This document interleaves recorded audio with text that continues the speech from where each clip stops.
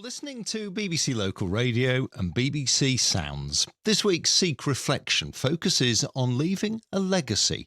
We hear how our contributor changed his outlook on life and discovered a newfound purpose, connecting to his faith. Waheguru Ji Ka Khalsa, Waheguru Ji Ki Fateh. My name is Mankamal Singh. I have been blessed with the opportunity to serve in a number of roles within the Sikh community of the past 2 decades, from within the institutes, from a mainstream representation perspective, and from involvement in a number of community campaigns. These opportunities have allowed me to experience a spectrum of emotions, successes and failures, but from the greatness of human compassion to exposing the rawness of human characteristics. In all that array of chaos, focusing on that bright light of divinity, the connection to the Almighty Akal Purkh, Timeless One, has blessed me with a tenacity to endure and survive. These are my reflections, and no doubt it'll be small in comparison to others, but to me it's all I have. It's about my set of small footprints that I hope to leave behind. It's my legacy.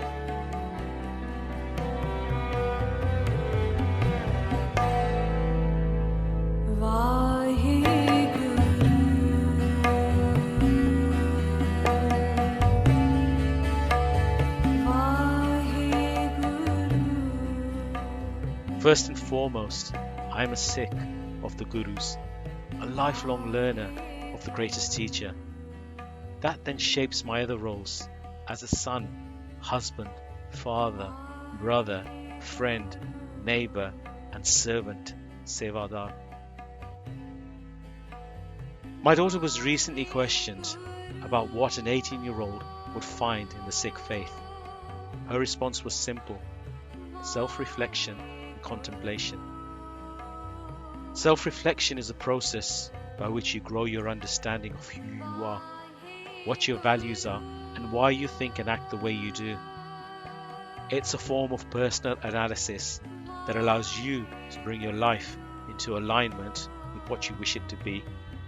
For a Sikh, it's being a Gurmukh, a person aligned to the Guru's values.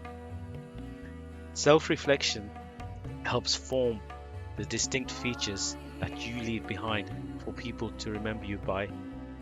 And that's what we are constantly informed of in Gurbani, the divine writings of the Gurus.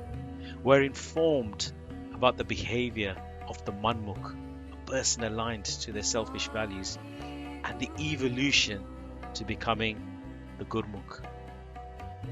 I thought the answer my daughter gave was powerful. Lack of self-reflection destroys relationships, families, organisations, countries, and civilizations. Now, as a teenager, I was exposed to an alpha male-led lads culture of what was termed as sessioning. Back then it started off as harmless social drinking, but some years later I saw the death of friends who died as a result of chronic drinking. They were intelligent and ambitious guys. Like me, they wanted to make their parents proud and have a comfortable life.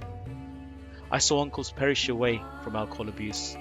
I witnessed the lasting impact it left on their loved ones and how good memories of their lives would be overshadowed by the stigma of their alcohol abuse.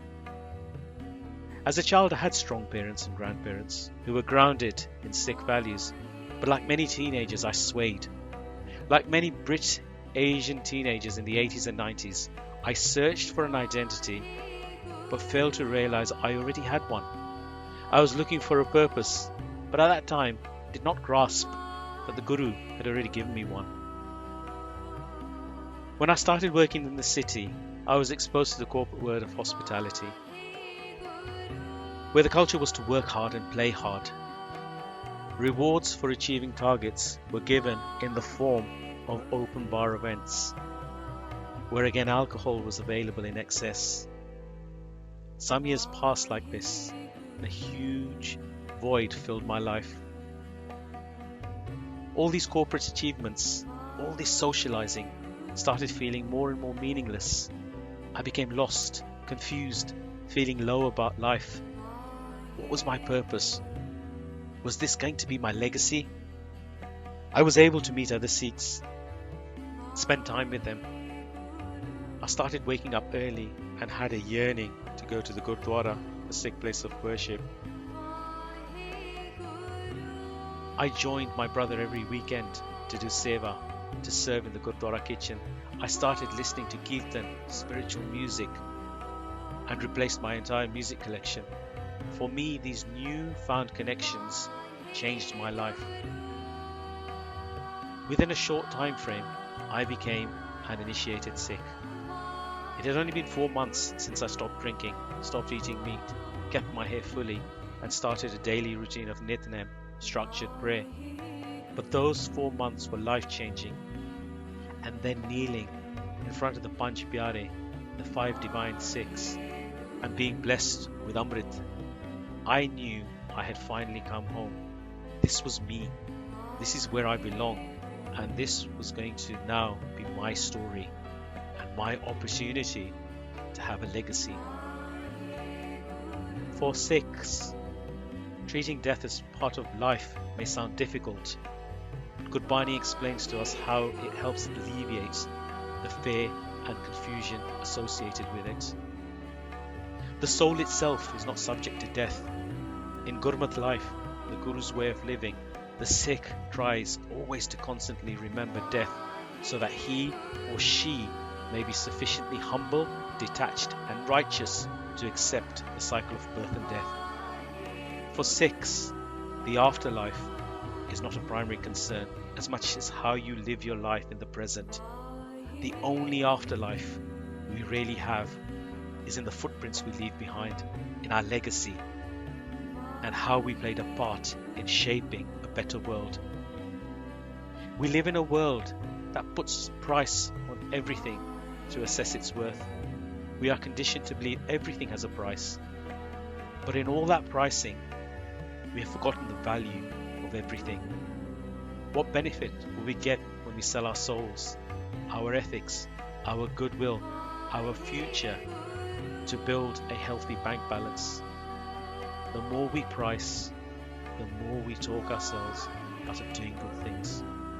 We never reach our true potential. Guru Nanak Dev Ji, first Sikh Guru, explains in Japji Sahib the need to look at value, not the price, to truly experience the miracle. Priceless are his virtues, priceless are his dealings, priceless are his dealers, priceless are his treasures, priceless are those who come to him, priceless are those who buy from him. Many of us interpret faith and scriptures through our own experiences, but Sikhs believe without Gur Prasad, without that divine blessing formed through the connection of the Sangat, congregation, any knowledge or required skills are completely worthless. Human beings are impressionable. It is why there is so much emphasis on Sadh Sangat, the company of holy, in Sikh life. Our souls are affected by our interaction with others, as if by osmosis. So how do Sikhs find Sangat in a pandemic that stops us physically congregating? Over the past 8 months, many Sikhs have congregated virtually through social media. My own teenage children started their Instagram page, Living Room Kirtan, as their way of dealing with lockdown. They sang Kirtan every day from our living room for 108 consecutive days and connected with Sikhs across the globe. In that precious moment of singing Kirtan, the thousands of miles of distance meant nothing as they merged into a larger consciousness. Our humble living room was spiritually transformed into a divine space for those few minutes that they sang and uplifted many people across the world. As a father, I saw how the whole experience shaped them as very proud young Sikh adults in today's diverse world, and then the concept of legacy came back to me. My children won't inherit much monetary wealth from me. I've never really focused on building any nest egg for them. What I hope they will inherit is the yearning to be Gurmukhs, aligned to the Guru's values, because now I understand I inherited that from my parents, my grandparents, my great grandparents, and beyond. That was their legacy, and it has now become my legacy. Waheguru Ji Ka Khalsa, Waheguru Ji Ki Fateh.